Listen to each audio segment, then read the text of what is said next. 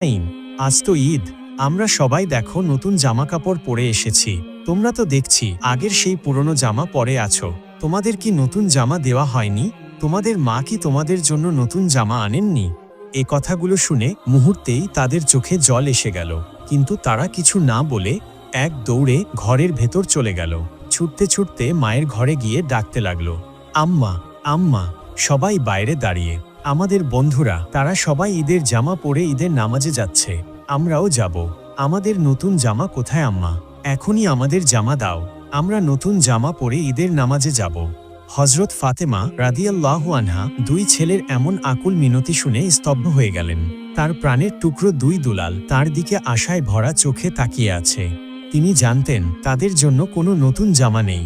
ঘরে যা ছিল সবই তো শেষ। দুনিয়ার রোজগার যা ছিল তাও হযরত আলী রাদিয়াল্লাহু তাআলা আনহু আগেই গরিব দুঃখীদের মাঝে বিলিয়ে